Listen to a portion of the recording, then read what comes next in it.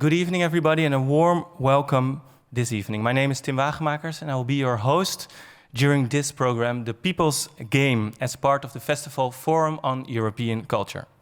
This year, the festival theme is We the People, and together with guest speakers and our audience, we explore whether or not a European people exist, and if so, who are they?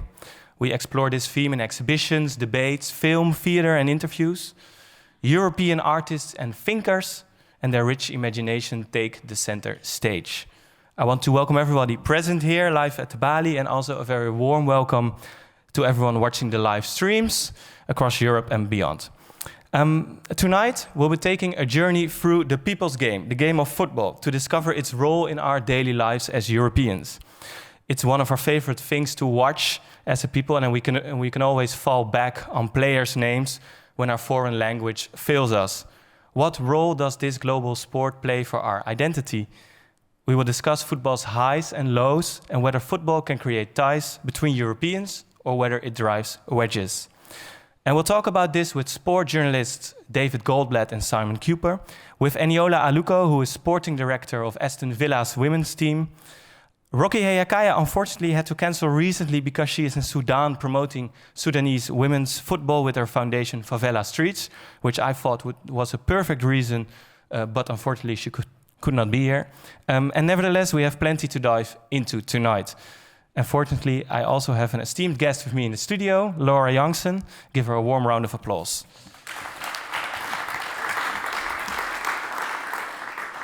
Welcome, Laura. Hey. Let me just give a short introduction. You are a serial entrepreneur. You're also a two-time world record holder. You co-founded Equal Playing Field, a not-for-profit working to reduce gender inequalities.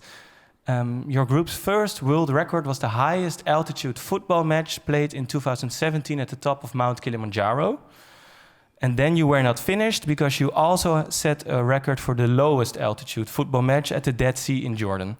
And you also had two records during the Women's World Cup in France in 2019, the most players in a five-a-side game and the most nationalities in a football game.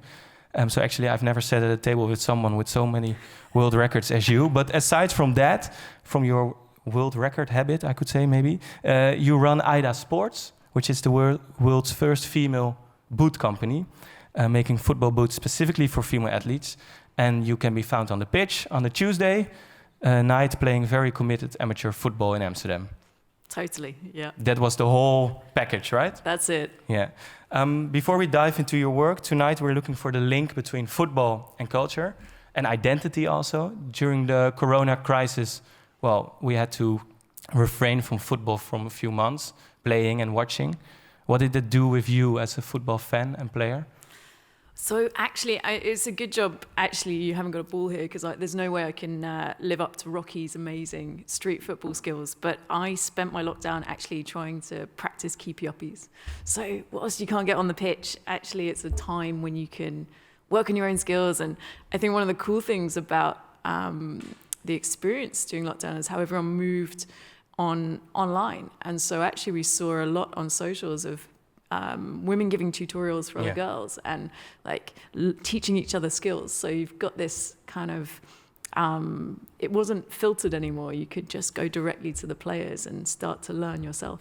But still quite happy to be able to play again. You play footy, right? Yeah, so happy to be back on the pitch. Yeah. We are at a cultural festival. Why were you keen, well, besides the fact that we invited you, to come and talk here about the connection between football and culture? I think for me, football has been such an amazing way, because I had really great opportunities to live around the world, and football and language for me are so intricately intermingled. When I was playing at university, we had an Erasmus student from Germany actually come over, and she was a great player, and unfortunately in the second match of the season, she dislocated her shoulder. And so as the only player on the team who spoke any German, I was tasked with taking this player to hospital and translating, because we're in the northeast of England, so even that's tough to understand the accents as a British person.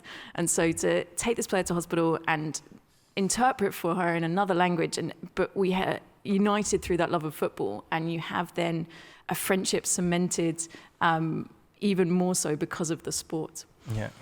But again, I've had an opportunity to play in Brazil and learning football words on the pitch, and here coming to live in Amsterdam, mooi bal, lekker goal. Like you start to pick up the language because you're on the pitch and you're there. So it's really, I think it's a common way for people to connect. Even when you don't know how to talk, you can still talk the language of football. Because you've came to live in Amsterdam in January. Yeah. And then you started playing footy, and that was actually your entrance maybe also in Dutch culture. That's it. So you get to learn the culture through the discussions that people have at training. Even when I ask the coach to slow down, it doesn't happen. So I've had Dutch immersion lessons through football. But you're also on a mission because you're working on reducing gender inequalities in all sports, and you chose football as your battleground maybe to organize actions. And we have a small clip because, as I said, you were playing on Mount Kilimanjaro, and we have a small clip of how that went. We started climbing at around 1,500 meters, and then when we played a practice match we reached about 4,200 meters, which actually would have taken the title for the highest altitude match at that point. And then we carried on climbing into the crater and played the final match at 5,714 meters.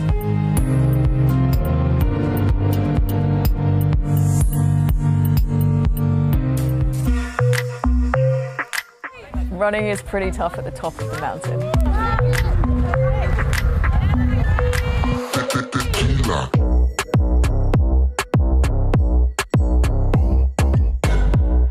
Just waiting for your breath to catch up with what your mind thinks it can do.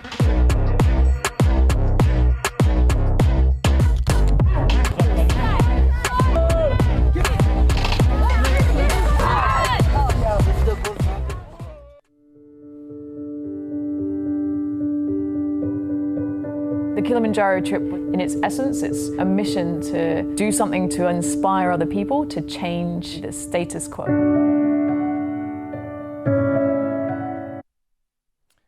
Yeah, I think that last sentence maybe says it. You chose football to address a societal issue, actually.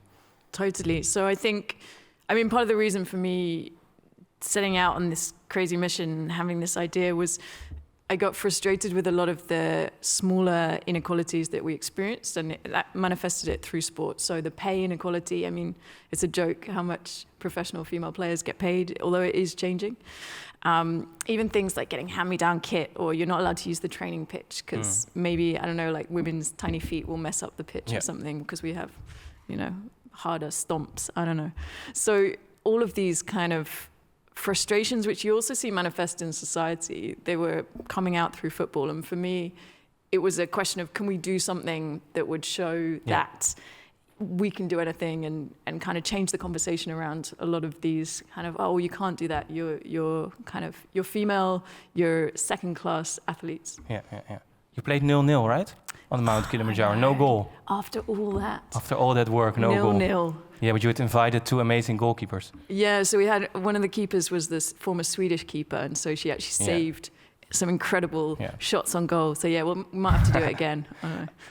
You also said that we need to change things in football, and you took matters in your own hands. You have a company, Ida Sports, and you also, well, you can show it. They're your boots, but it's the first female boot, actually. Yeah, so part of the trip on Kilimanjaro, for me, I've always had to wear kids' boots and hated it. And then I got to chat to all these players that have been to the Olympics, been to the World Cup, and turns out that they were all wearing men's and kids' boots as well. Realised that actually women's and men's feet are different.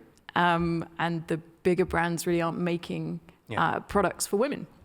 So set out and have created a football boot that now exists and is worn by female players. So this one, right? Yeah, and the heel is is smaller, for example. Yeah, so there are differences between men's and women's feet. Of course.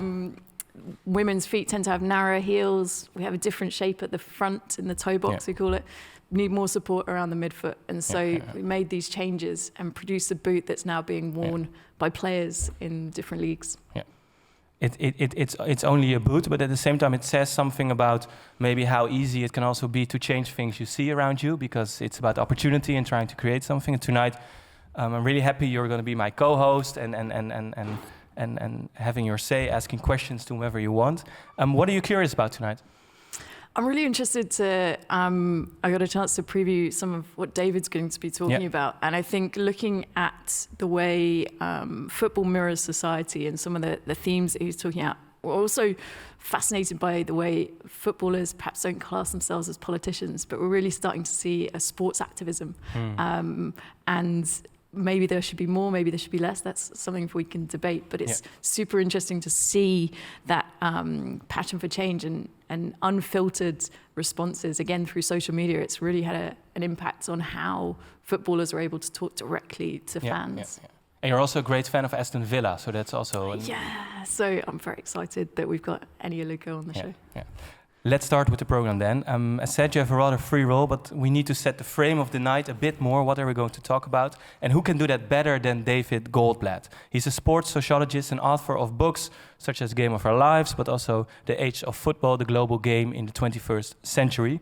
We'll speak to him live on Zoom, but Stefano and Jonathan of the online platform Football Makes History paid David a visit in Bristol, where they recorded his keynote speech for tonight. So let's listen to that.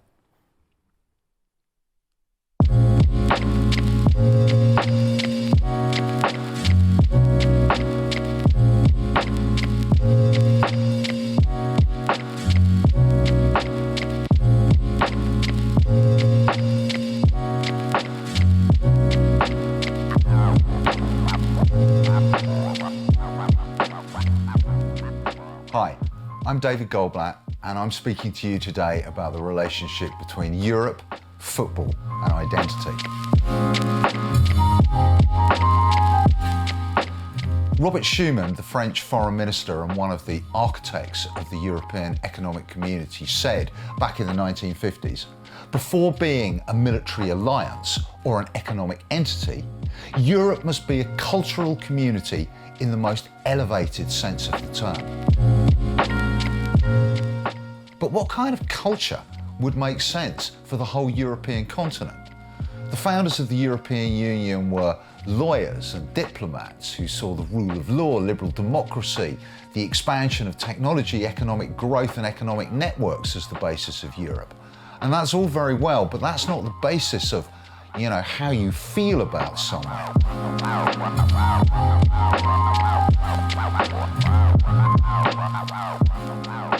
Obviously, the realm of language, of symbols, of collective activity is where one must search for a European identity.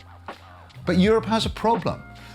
Literature and cinema, which might normally form the basis of a shared identity or sense of cultural space, are irredeemably divided by language.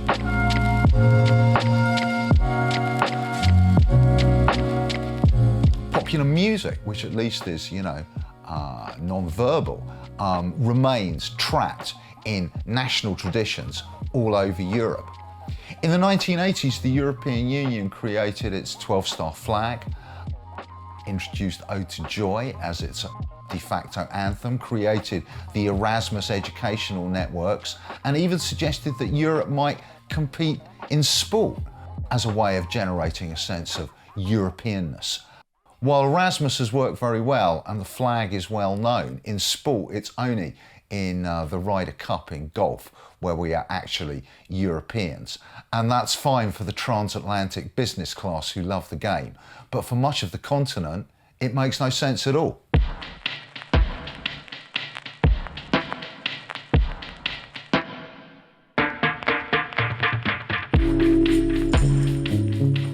Maybe football would have been a better option. Back in the 1950s, at the very moment that the European Union was being created and the European project was being launched, so too in football. French journalists and administrators called for the creation of a European football organisation, UEFA, which till then did not exist.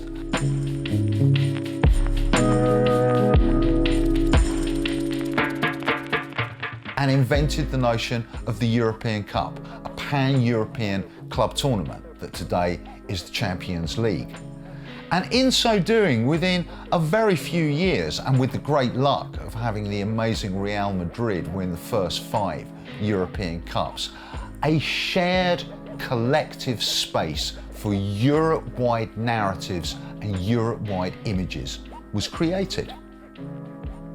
Half a century later, one could make a very strong case for saying that European football is the one thing that displays the very best of this continent more explicitly, more clearly, and in a more popular fashion than anything else. Consider, football in Europe is way more inclusive and expansive than any other cultural phenomena. Football since the mid-1950s has traversed the East-West divide. You can now see games played between nations or clubs from Iceland to Azerbaijan. Russia and Turkey, often considered beyond or peripheral to the European project, in the world of football are very much within the continent. UEFA and the leading football associations in Europe offer, and of course the bar is very low, probably the best governance in the global game. They are relatively uncorrupt, they are relatively democratic, and they provide a clear framework within which multiple actors in multiple nations can prosper.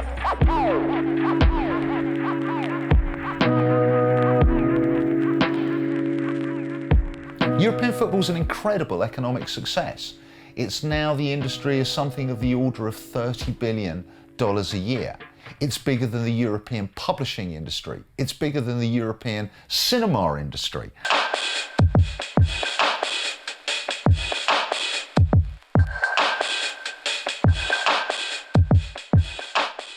At the very pinnacle of the European game, I am convinced that the football being played is without question, the best, the fastest, the most technically accomplished and tactically sophisticated football that we've ever seen. And it has lost nothing of its drama and its storytelling capacity in the process. It's an extraordinary export success. You know, the European Championships are the third most viewed sports tournament in the world after the World Cup and the Olympic Games. And as for European League football in the top leagues, these are now truly global phenomena.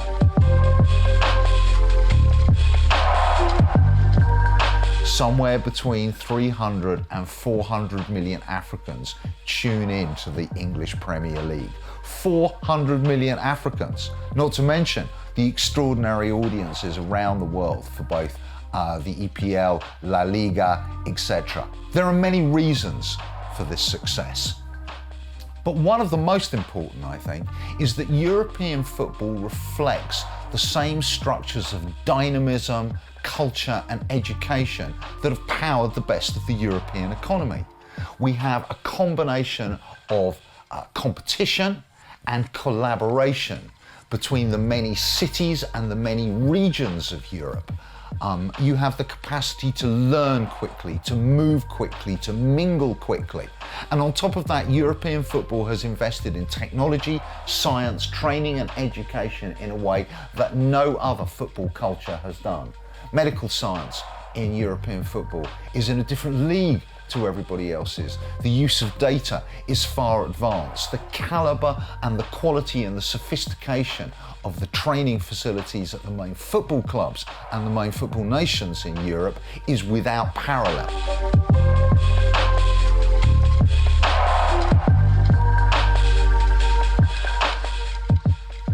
Culturally too, we can tell a very positive story about Europe, particularly in the 21st century.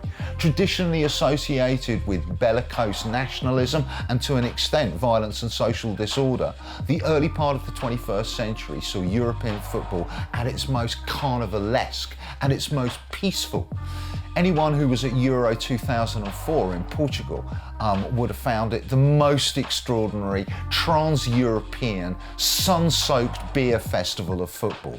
Peaceful, at times hysterically funny, incredibly diverse and mixed. Along the way, football has provided an instrument, a rallying point for new kinds of more benign nationalism in Europe.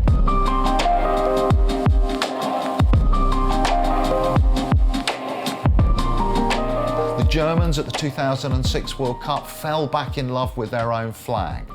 The Spanish found in the team that won the World Cup a rare point where Catalans and the rest of the country could come together underneath the Spanish flag. And in Belgium, the multicultural team that has been so successful in the last few years has provided a way of seeing and understanding Belgium beyond the traditional Walloon Flanders divide. We also have an incredible expansion of women's football, indicating the progress of gender rights and gender equality in Europe. We have the creation of the first really serious anti-racism movement in football that has been going now for 10 or 15 years. And even on environmental questions, European football sometimes reflects the very best of us. Euro 2020, now postponed to be played next year, was criticised for the amount of air travel it would create, as 12 stadiums around Europe would generate so much air travel. But UEFA, uniquely in global sport, has committed to pay the offset costs of all of the carbon emissions. An extraordinary development which should, of course, be the norm for all commercial sport in the future.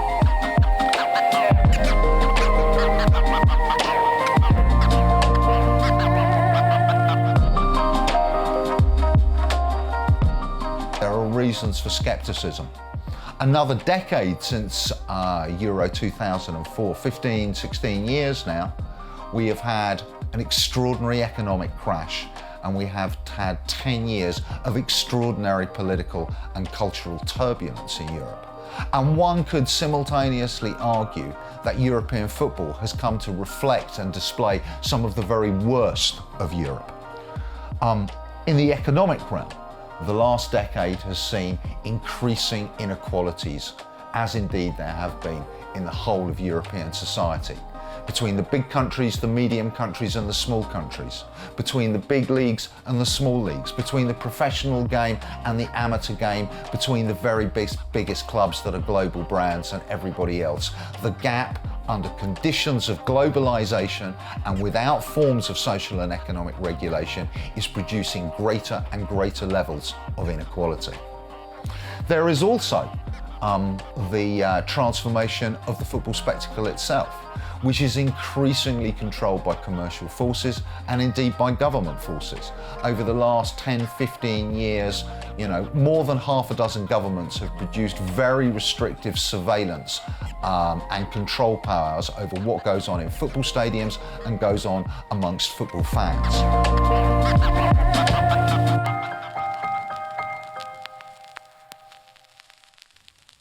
Look a little though beneath the surface of the European economy.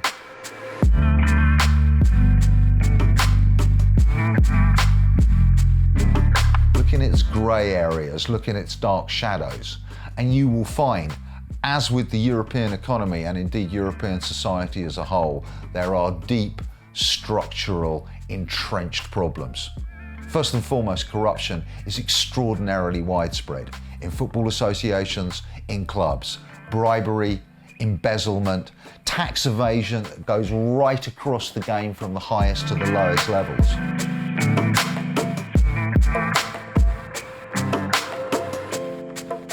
We have widespread people trafficking in European football, particularly of young African men coming on the hope of playing in European football to the continent and being abandoned on the streets. Money laundering is rife in the game, from the Russian mafia's involvement with small Portuguese clubs to what's going on in Italian football and again across the continent. We have rule bending, we have organised criminality everywhere you look in the game.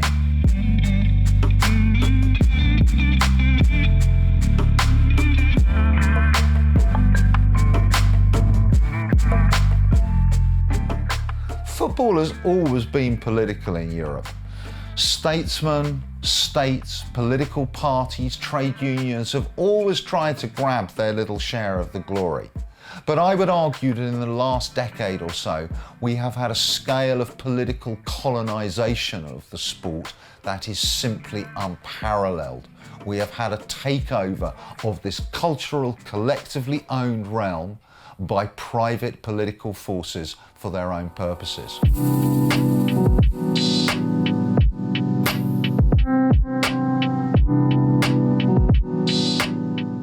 Most egregiously, under President Erdogan, Turkish football has been entirely colonised by politics and placed at the service of Erdogan and his party.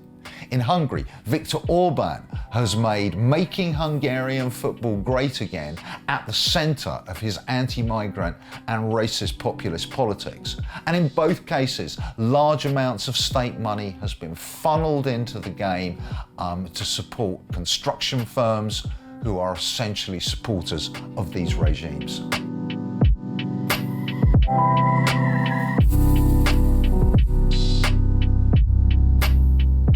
Alongside that, we have the rise, always present but now off the scale, of racist, ultranationalist, neo-Nazi, anti-Semitic, anti-migrant and Islamophobic forces in football crowds, many of which are practically connected to the actual political organisations of the far right, from Italy to Russia, from Hungary to Poland.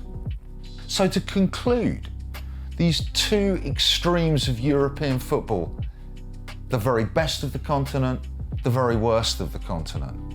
Is that something out of which an identity can be generated? It seems to me to be European in the 21st century is to acknowledge that along with everybody else on this little piece of land, we live at the intersection of these extraordinary crises and forces. Economic transformation, technological transformation, the anti-migrant backlash and populist backlash of the last decade.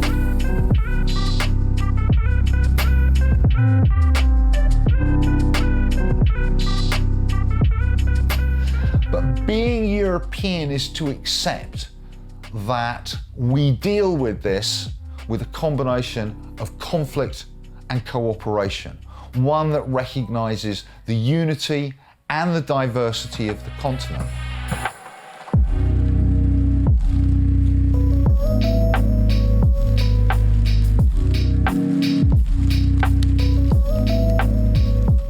And football, it seems to me, and I think we're lucky in this, if read in this fashion, offers the material, the images, the stories, the notions, the moments, out of which we might fashion a plural, complex and multi-layered form of European identity, which, given how this continent actually works, is really just as well.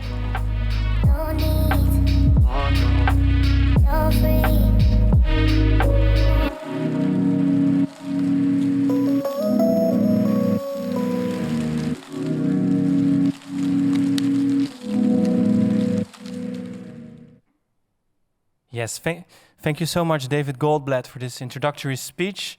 If I'm right, you're going to be hearing us right now also? Yes, yeah, there you are. There you are. Thank you so much for this speech. Maybe one more question before we also add Simon Kuper to the conversation. You gave an eloquent speech where you say that Europe is at the intersection of these crises, but you also mentioned the word political colonization. And we are actually in a kind of strange talk today because normally when you talk about football, you don't talk about the relationship between football and culture. You talk about the last match and who scored a goal. Why do you think it's important to have this talk? What's at stake if we talk about political colonization?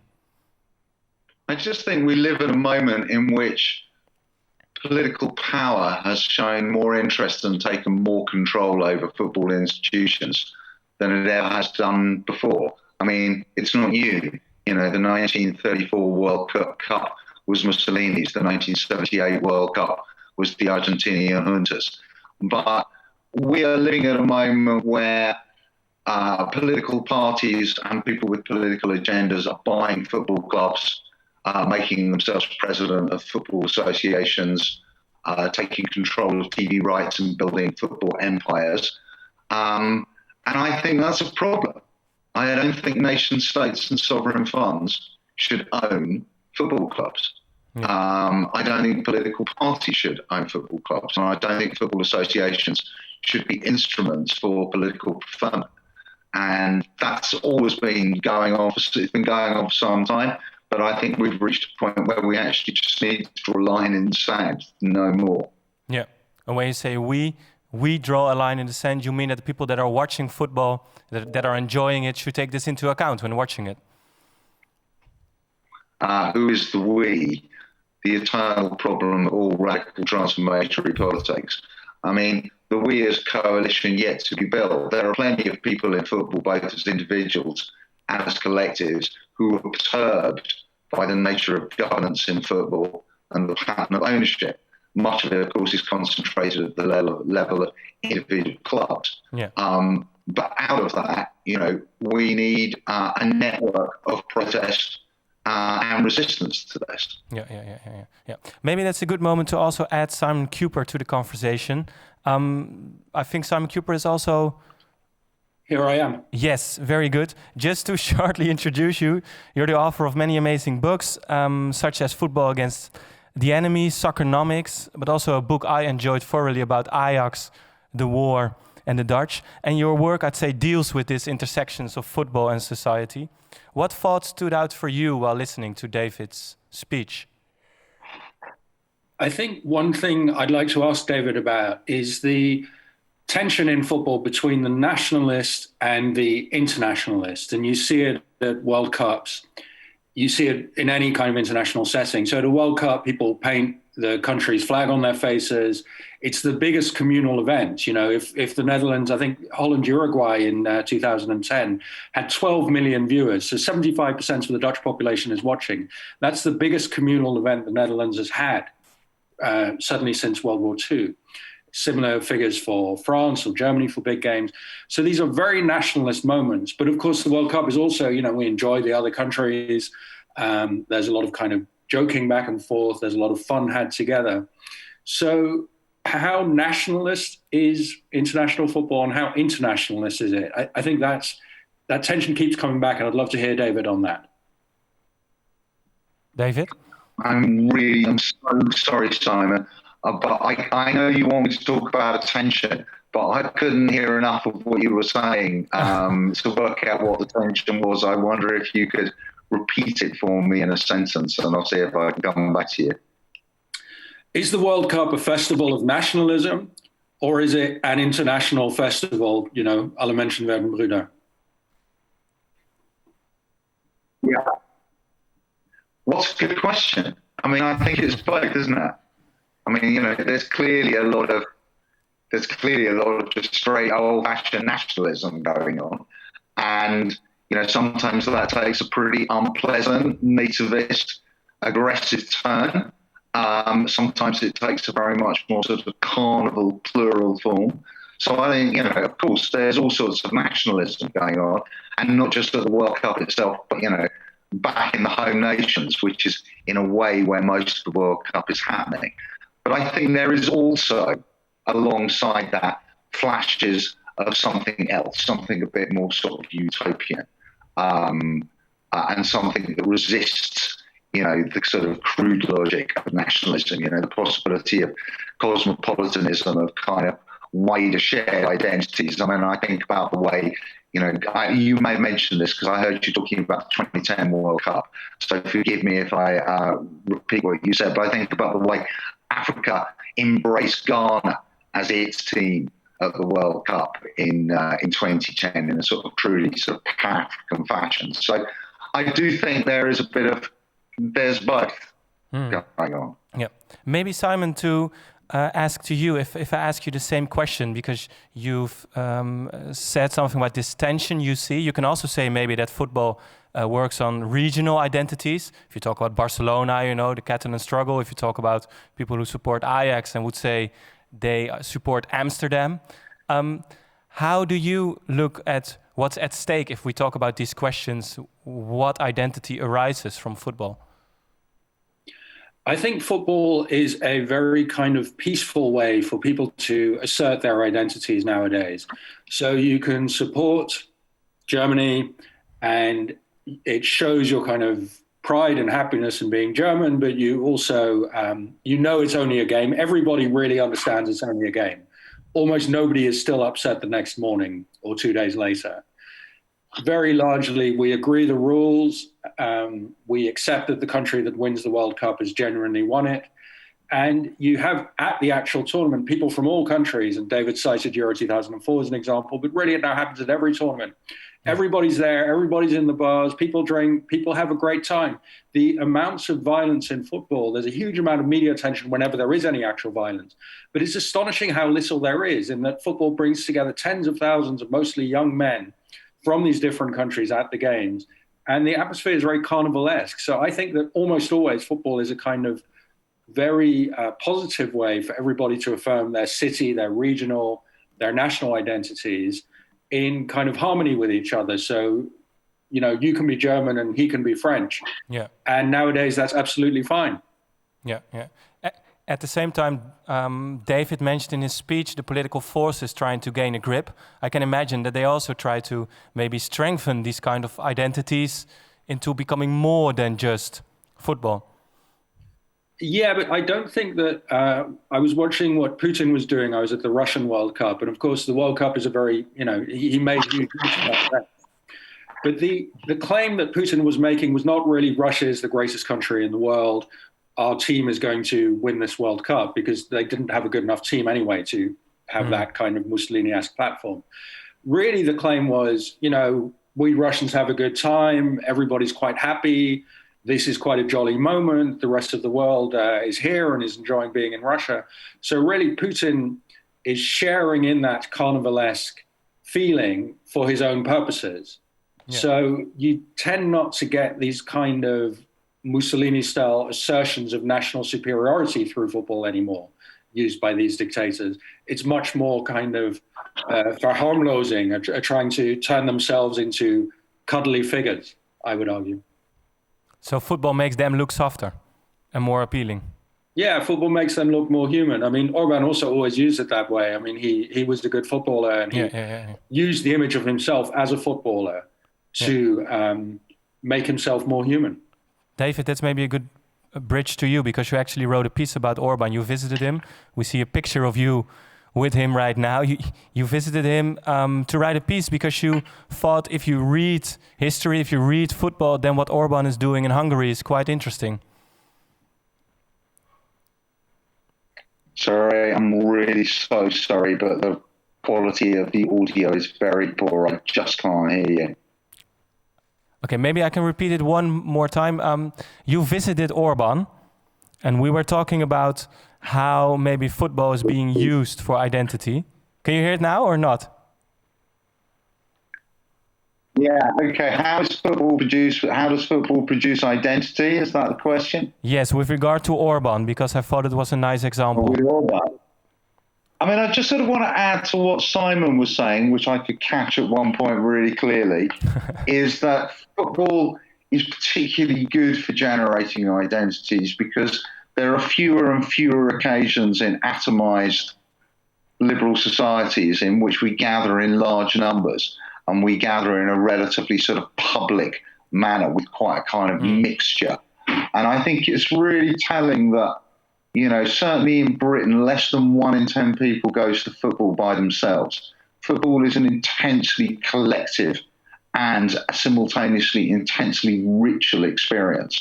Yeah. And in a, you know, essentially secular European continent, it provides a space, you know, for ritual and collectivity, which is the basis of a lot of identity formation.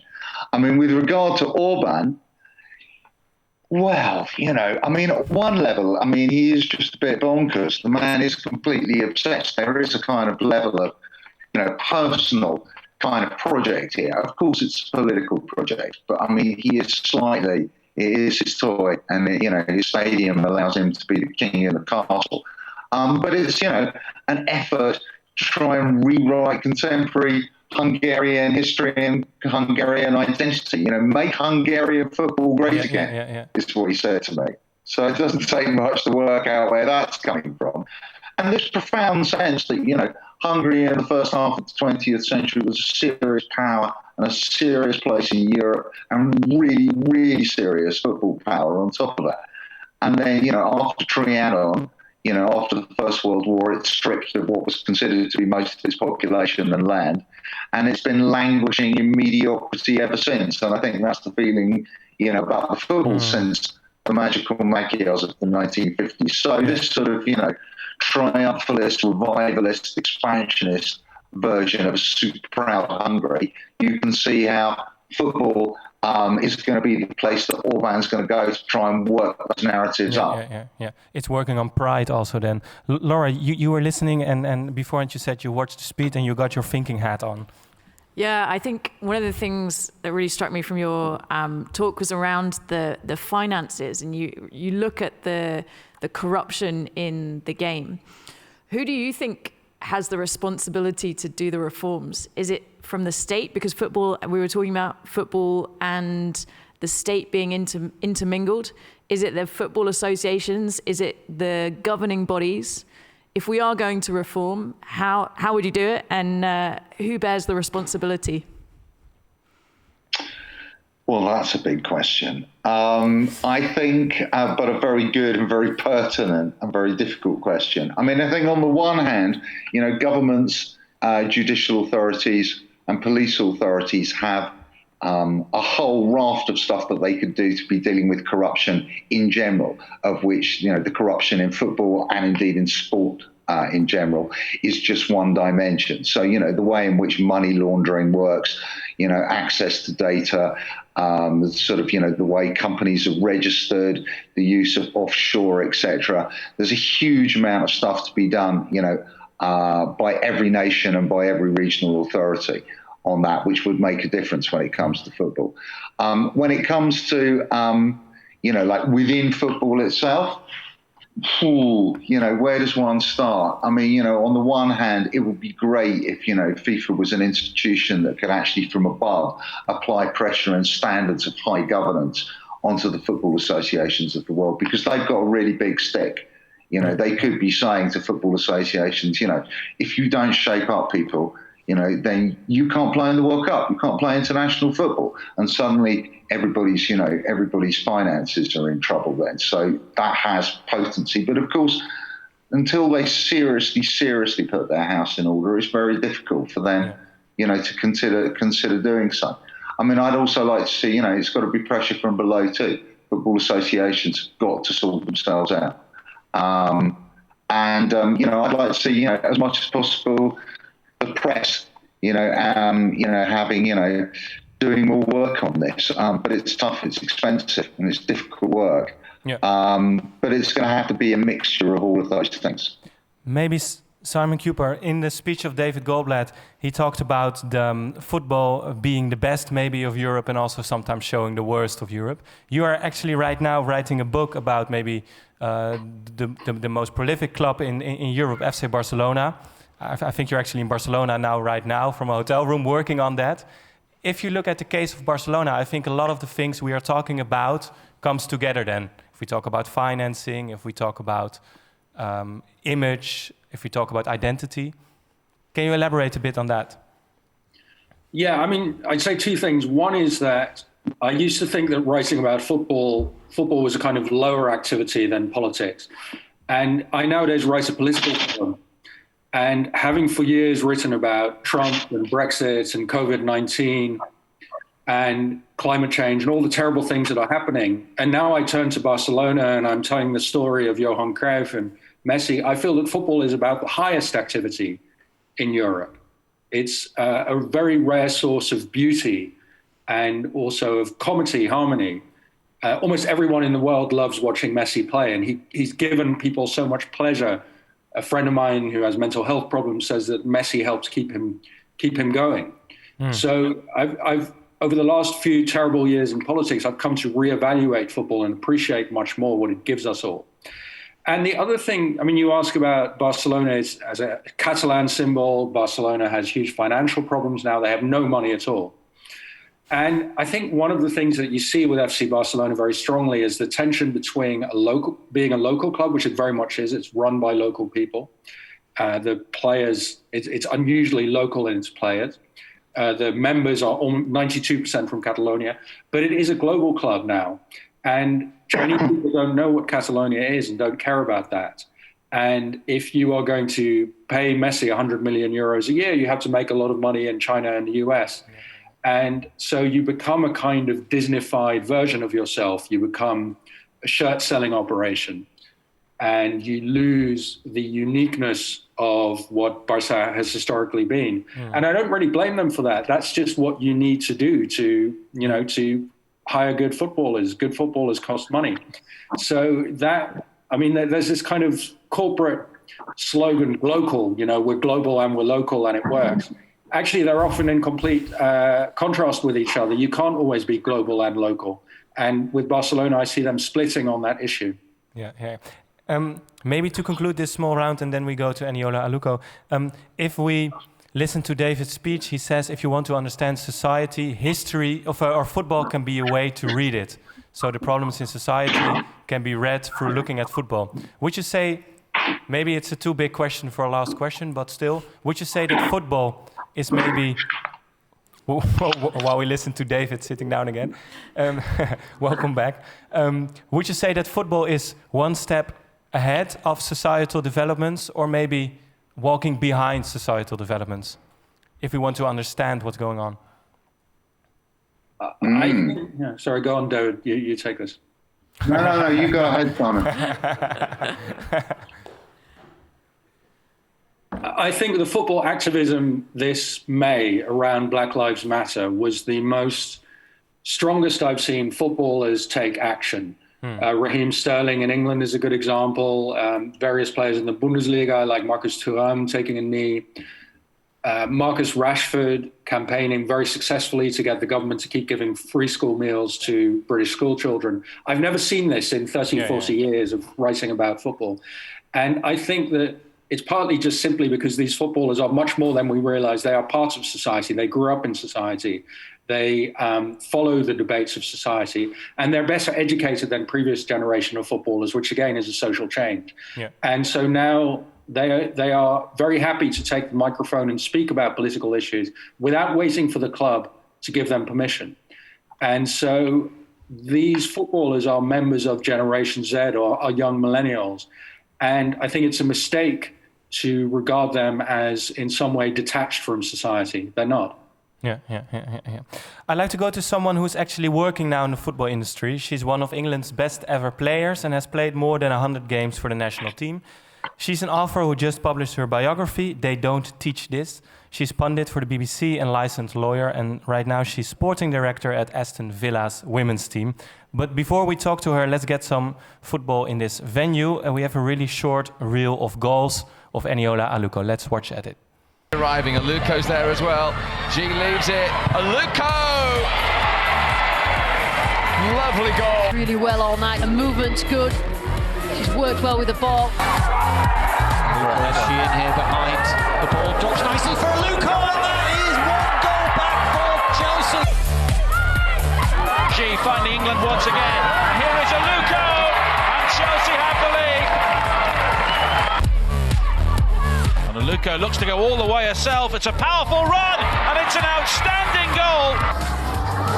Aluko to drive towards goal. Eniola Aluko scores!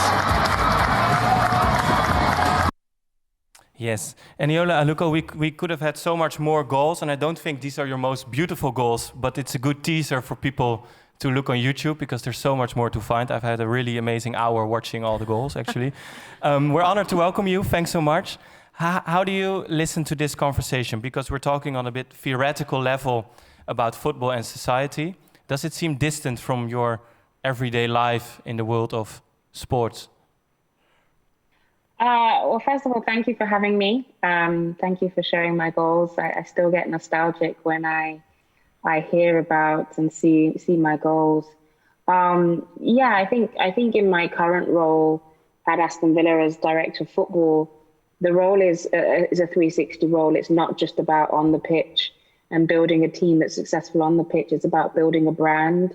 It's about the purpose of the club underneath, the football, and what Aston Villa Women represents to not just locally but hopefully globally.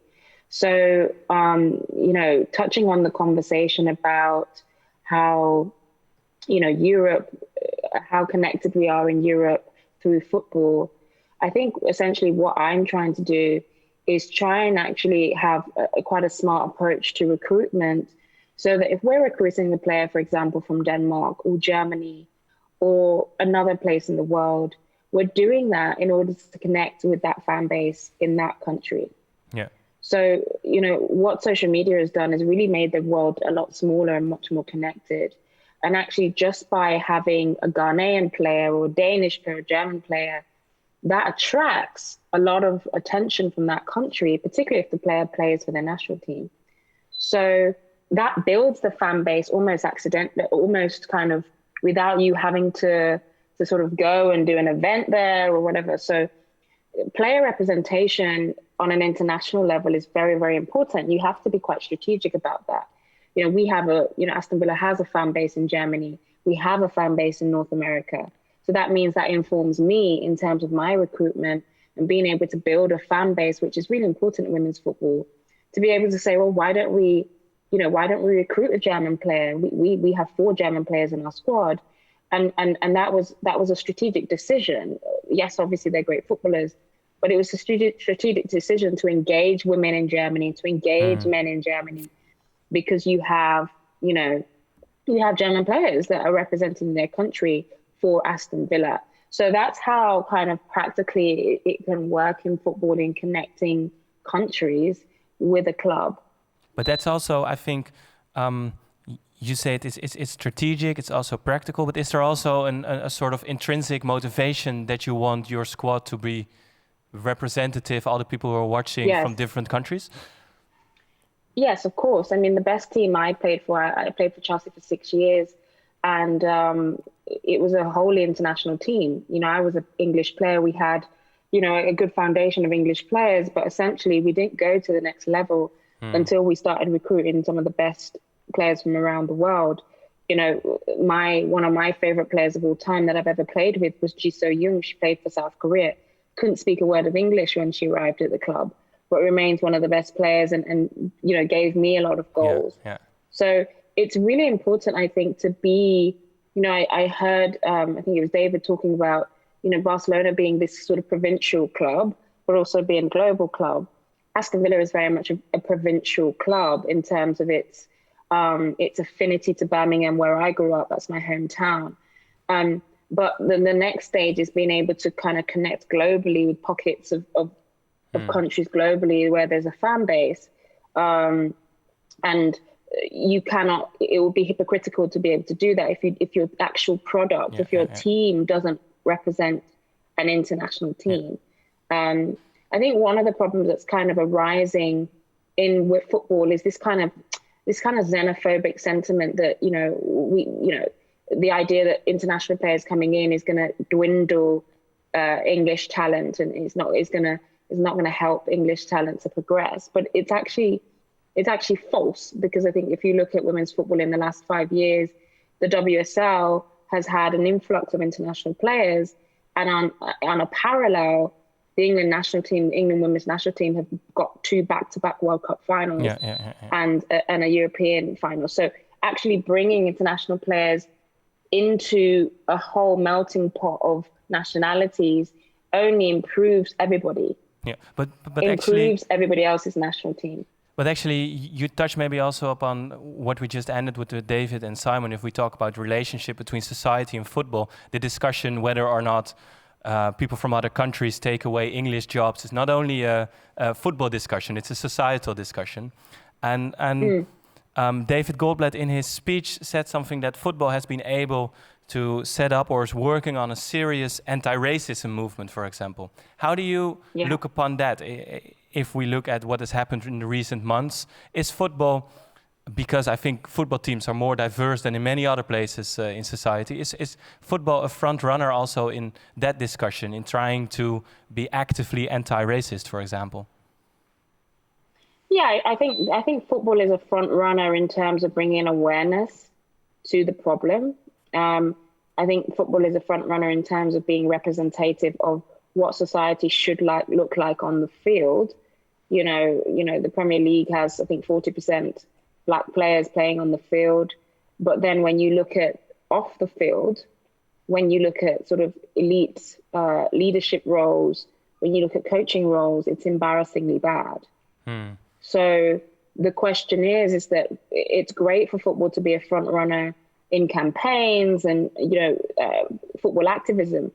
But actually underneath all of that, what's the substance? Because until you change some of these societal, these sort of racist societal expectations, i.e., a black man can't lead a football team, or, a black woman, in my case, can't necessarily be a sporting director. Really, it's just a surface. It's a surface solution to a very deep problem. We have to start getting to the root of this and saying it's all good and well having, Black Lives Matter campaigns, kneeling, putting badges on shirts. But until the FA, until UEFA, until FIFA sit down and actually have some positive action towards why there is still a lack of black managers or ethnic minority managers around the world, why there is still, boardrooms and people that control the money are almost exclusively white. For me, it's just a surface campaign that comes and goes. Yeah, it needs body, it needs structural change to be something that has some meat on the bone. It needs structure. We saw what America did, the NFL did in terms of the Rooney Rule and implementing policy changes in terms of representation, recruitment of coaches, and it had a big difference. It had a massive difference in terms of what coaches look like. And then when the coach gets into that position, it's up to them to prove that they're good enough. But this idea that you just recycle the same people in sport, and you don't give the rest of the world a chance to actually get those opportunities. I think that's the real root of the problem. Yeah. We actually have a great Aston Villa fan at the table. Is there something you were wanting to ask, Laura? It's amazing. It's great. And I'm so glad that you're in charge because I'm expecting great things. I think one of the things that I'm really interested in is the WSL is getting super strong. We just poached a bunch of players, some of the best players from around the world. As a sporting director, is it more prestigious for you to win the WSL or to win in Europe? And how does that feel? Is it, which one would you prefer? Or you can have both as well, that's okay. Well, I think for Aston Villa, our objectives have to be realistic. We've just got promoted. And I think you've seen the influx of absolutely incredible players around the world coming into the English league. And so the bridge between the Championship and the WSL was already quite high. It's gone even higher this year. So I think staying in the league would be the primary objective, and then building on that for the next 2-3 years. Of course, yes, getting into Europe would be a huge achievement. Winning the league, I think, is something that probably would be a bit unrealistic in the next 2-3 years. But I think it's much easier to do it in women's football than it is to do in men's football. Just because the competition level is a little bit different.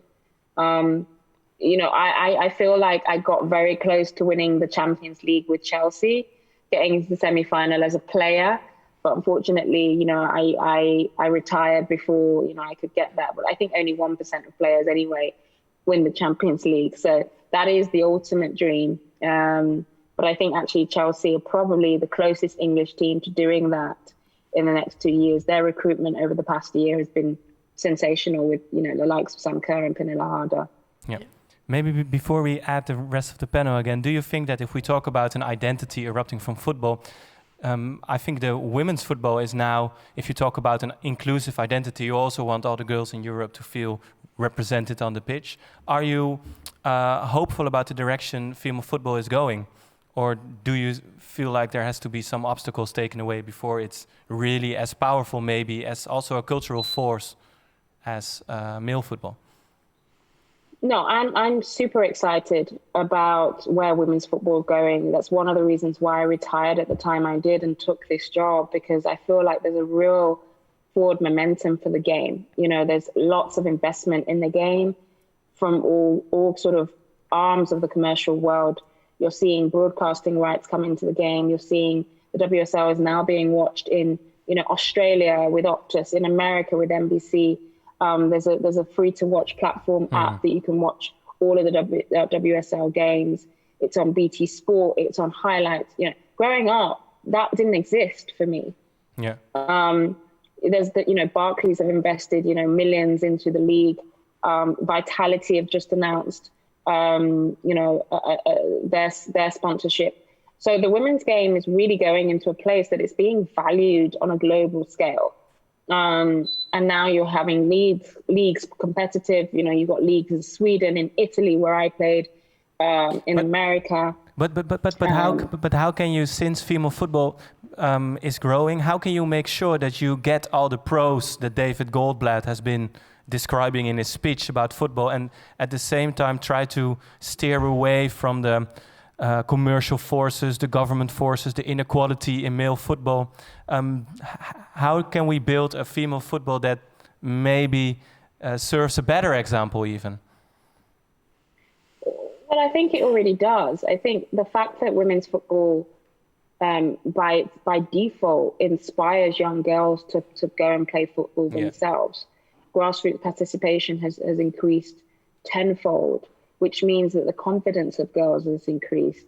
The ability to dream has increased. Stereotypes are being shattered. Yeah. I do a lot of work with young girls from ethnic minority backgrounds whose parents tell them they shouldn't be playing because they're Muslim. But they're like, well, I'm playing, I'm talented. So I think women's football, by the very nature of how it is got to this point, there's been a lot of adversity that it's had to shake off. Yeah. And now it represents, it's a progressive sport. It's a sport that really inspires young girls. Can we avoid the sort of corruption and those kind of ills that the men's game have? Probably more so, yes, because there's less money in the game. And there's a purity to the game that I think, I hope that it can be protected through governance. The WSL the FA has made sure that the WSL is a sustainable league. You can't just come in like some of the owners in the men's game and just plunge loads of money in. You have, there's a sustainability, there's a salary cap, there's a licensing structure where you can't just say, right, okay, I'm Manchester United, I want to have a women's team. You have to show how you're going to actually build that women's team over the next 5 years. So you're optimistic about that? Very, very optimistic. Very optimistic. Is it perfect? No. There's no utopia in football, as I've just said. There's still, there's elements of racism. I think that are still in the women's game as they were in the men's game.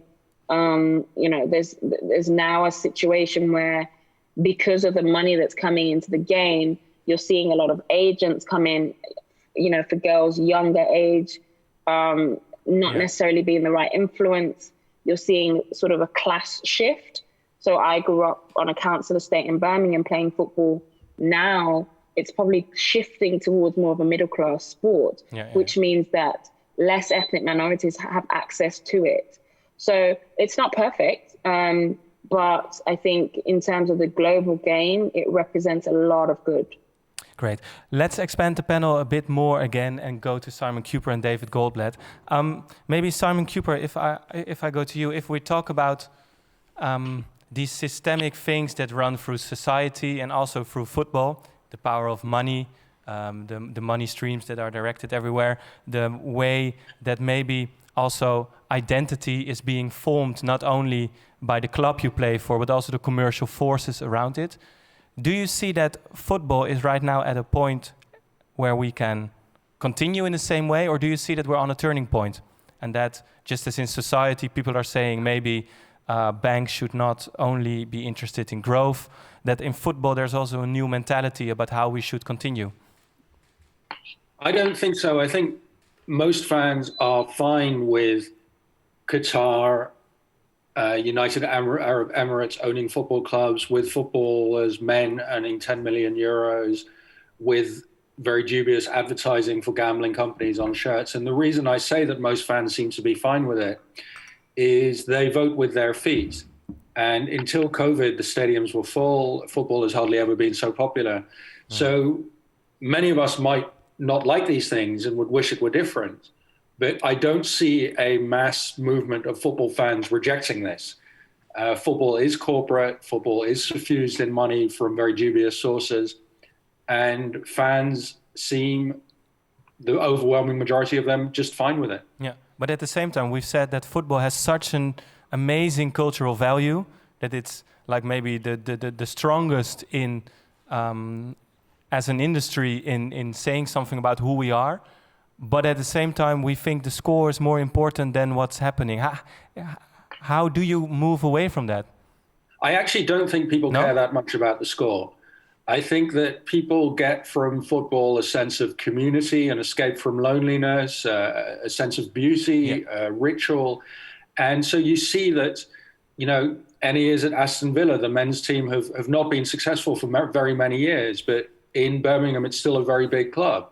And the people who are interested in them or who love Aston Villa are still there.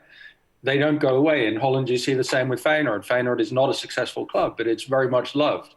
So I actually don't think that fans are obsessed with, did we win on Saturday? They are much more engaged with, the club gives them identity and belonging. It's somewhere to go with your parents, with your children, with your friends. Yeah. It's a place where you don't have to speak to the people you love. You can just be there together. And whether you win or lose, I think most fans are not that worried about that. Of course, if you lose every week and you keep getting relegated, there's a problem. But I don't think fans are obsessive about victory. But at the same time, if you talk about community, then it's also about the power of correction in community. At the same time, we've seen David say there's a lot of homophobia, there is racism. Is this community also self-correcting each other? I think sorry, I'll just quickly say something. I think we have grown. I mean, if I think of the issues that football has faced in my life, there was hooliganism, very much eradicated. Racism in stadiums, much, much less, certainly in Britain, than in the 80s when it was horrendous and omnipresent. There are countries like Italy and in Eastern Europe which still have that problem. Football has made progress. I completely agree with Annie that the next battle that needs to be fought is about black players or non-players getting roles as coaches and in boardrooms. And I find it amazing that football has neglected that completely and has taken almost no steps at all to change that. But I do see football as a more humane activity than it was when I first started getting interested in the 70s, when women's football had just been unbanned, remember? And women was excluded to the point that in England, women were not allowed to play in the Football Association until 1971. Yeah. I think we lost David Goldblatt along the way, by the way. I'm still here. Oh, I've just got my video on. I'm tuning in. Sorry, can I just pick up on that point on homophobia? Please, Eniola, and then we can see if we can see David again. So please continue, Eniola. No, I was just going to pick up on that point about homophobia and women's football really being an example, I think, to that issue. There's a lot of sort of openly gay players in the women's game who sort of really represent a boldness towards sexuality in sport that is lacking in the men's game. And there is sort of a respect and openness in the women's game that I think to sexuality that I think is reflective of society. I think, in this day and age now, it's less of a problem if you are gay. Whereas I think in men's football, there's still an issue there. Any player that is gay may feel they don't want to say that because they'll be abused on the terraces. Yeah. So I think there's a lot that, the men's game can actually take from the women's game in that area. And I actually think that, if a male player does come out as gay and plays for a Premier League club, they will be highly respected and highly praised. Because I think when you talk to male players, they're not bothered. It's not something that they would feel fearful of. But, I think isn't the problem more the backlash on social media and Twitter, so that we need to find a way for people to stand around them? Yes, but I think the reality is, as a professional footballer, you're going to get backlash regardless. Whether you score a goal, whether you don't score a goal, whether you're black, you're white, you're a woman, you're a man. Social media is a toxic place. Yeah. So it's not going to get any worse because somebody's gay. It's easier for me. It's easy for me to say, but I think this kind of fear around social media abuse, I think is it's not something that should stop anybody being themselves, because ultimately it's part of the course now. I think until the likes of Twitter and are actually going to stop the abuse being able to be done so freely, we have to just see it as part of the game that we play. David, maybe to go to you, if we look at the future of football and its link to identity and European culture, what do you think is going to be the key aspect of it in the coming years? Because you said you can read history through football. How can we, in 30 years, read history from the coming years? That's a bit speculative, huh? Yeah, sorry about that. Okay. No problem. Well, one thought that occurs to me is a question I ask a class of students in California every time I teach a introduction to football classes. Who's your club? How did you acquire it? And, usually there would be tales of, fathers and mothers and brothers and sisters and dragged off to, games and whatever. And I find increasingly over the last 10 years that now up to 1/3 of the class, they started supporting a team because they played them on FIFA, the video game. And I think there's an interesting dilemma and question for the future, whether the digital version, rather than the physical analog playing version, comes to dominate people's formative experiences and expectations of what they want. And secondly, I increasingly find, and it is a cliche, forgive me, but I find many folks of that generation are struggling with 90 minutes, and they really prefer everything zipped down to the highlights, and they struggle, with boredom and mediocrity, which I think is sort of part of you've got to put your time in with some of that to appreciate the very best of it. So I wonder how attention spans and the digitization of the game will affect the game more widely. Yeah. The other question I would pose is, football's played outdoors. Sure, we do play indoor football. Football's an outdoor game, and so it's very dependent on the weather, and the weather is changing really fast and not in a very good way. And I do wonder what is the fate of grassroots football in Ghana or Benin in 2050, when there are regularly weeks and weeks that will be above 40 or 45 degrees centigrade. And that opens up a whole big stuff about the relationship between football and global sport and climate change and carbon emissions. But I think that's going to be a very, very big issue in the next 30 years. But what could possibly replace then? Let me rephrase it. What would, if the digitization makes it different, the sense of belonging, because people on FIFA check what their club is going to be instead of where they were born or how they were raised or what their parents did. If the weather conditions change to the fact that it's more difficult to play outside, and if the attention span decreases to such a pace that football in the contemporary form is not really attractive anymore, then what would a new industry or a new sport need to have the same effect on that identity we are talking about tonight, to have that same appeal and force? Oh, I don't think there is anything else on the horizon just at the moment. I mean, that's why it's such a kind of extraordinary, valuable set of cultural treasures, the whole of football, and what it offers and why they need protection, and why we can't abandon them to purely economic and political forces, however short-term many of us feel about their impact, because this is something we've inherited from the last 150, 160 years of modern global history and of European history, and something, that if you're going to pass it on to the next generations, then you have to do something about it. So what should we do, Eniola, to maybe kick out the economic forces right now? I mean, as a sporting director, you're also in the industry of having to compete with prizes, etc. But how can we move away from that? Well, I'm not sure about kicking out economic forces. I need economic forces. I think the investment of a lot of these huge men's teams into women's teams is very important, provided it's sustainable, provided it's there's a long-term commitment there. I think negative economic forces like corruption, match fixing, betting, I think is slowly going out of the game. I know Aston Villa, the sponsor last year was a betting company. This year there was a strategic decision for it to be a non-betting company. So those are the sort of economic forces we want to keep away from the women's game because of its purity, because it's more of a family-based, has more of a family-based audience. But I think actually we want to encourage more investment.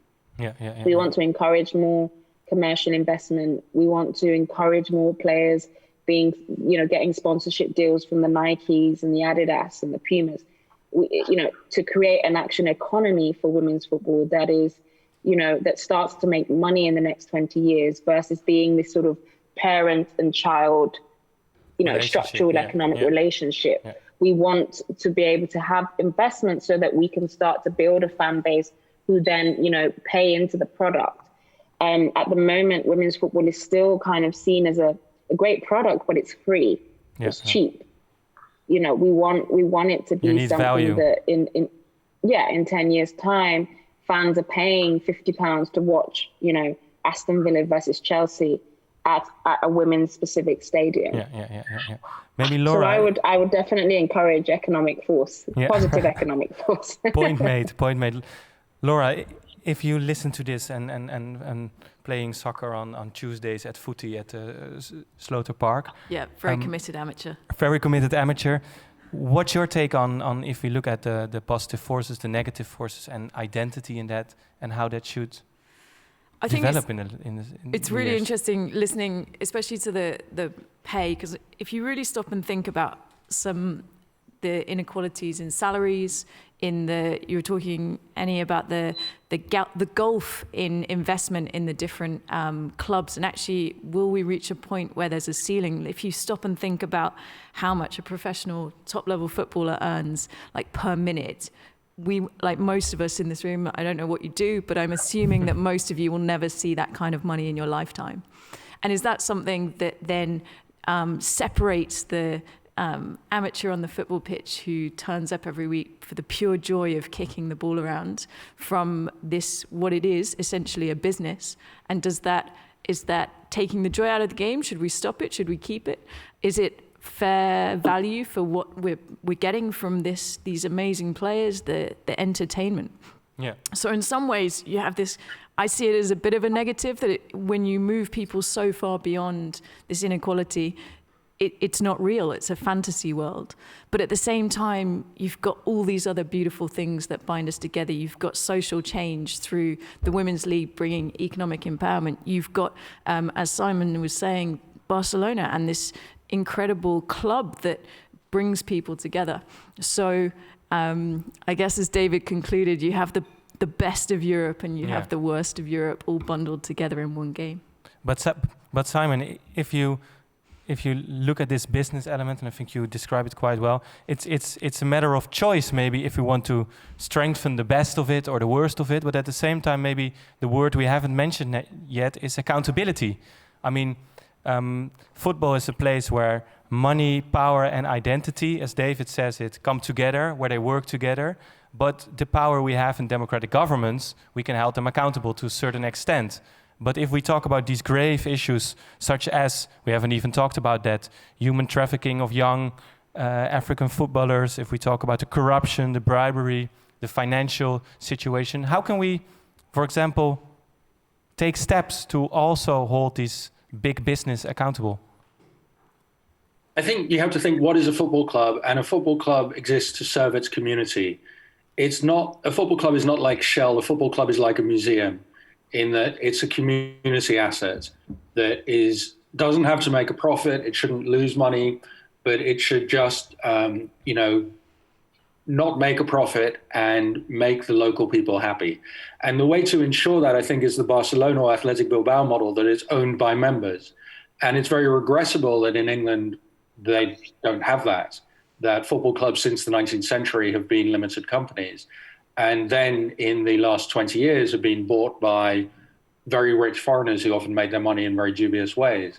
So I would like to see a pan-European push towards membership democracy, which is a model we know. It's a model we also know in Portugal. We know it works. And I think that must be the next step for football. And that would ensure that, make it less likely that your club does things that you're ashamed of. Yeah, yeah. David, good idea?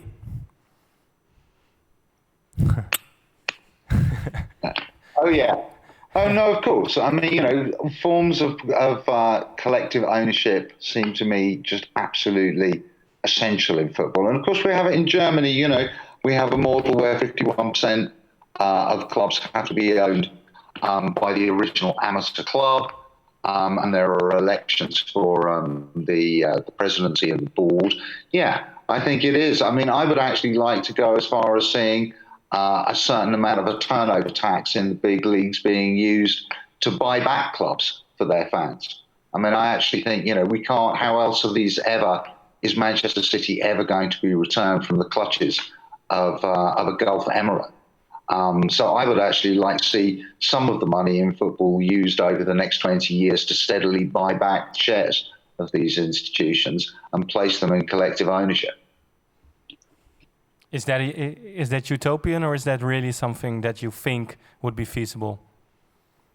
Well, I don't see why not. I mean, it's not rocket science. The Swedes were going to do this in the mid-1970s through the Meidner Plan, where the shares of companies that workers worked for were going to be steadily transferred to the pension funds run by the trade union-based companies, and the companies would go into social ownership. So I really just don't see why not. It's not very difficult, and we're actually only talking, in the scheme of the global economy as a whole, about a few billion quid, and football's generating insane amounts of money.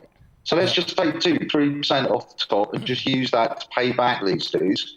And, so let's get them out. Let's get the money lenders out the temple. So actually, you're saying not to make Hungarian football great again, but take football back again. That's actually how you would phrase it. Yes, okay. Yeah, I take that as a yes. Not Hungarian football great. No, just Hungarians. Let's not dive into that too deep. We're going to top off this online program and then take some questions from the audience. Maybe, Laura, to top the online program off with you at the end. You are in the habit of kicking world records. What's the next world record going to be? Is it also going to be in football? Well, it would be great. I think one of the things that we've got our eye on is that England is hosting what is now Euro 2022. And there's a lot of excitement around the women's game and a lot of clubs getting behind it. So it'd be great to do a world record there. Yeah. I'd like to thank our panel very much. Stay tuned for the questions from the audience. I want to thank Laura Jansen. And I want to thank you so much for watching online and for tuning in. Please have a look at our YouTube channel where all the programs are going to be or already are of the Forum on European Culture, or for the other programs that are starting any minute now. And thank you so much for watching. Give the panel a warm hand of applause. Yeah.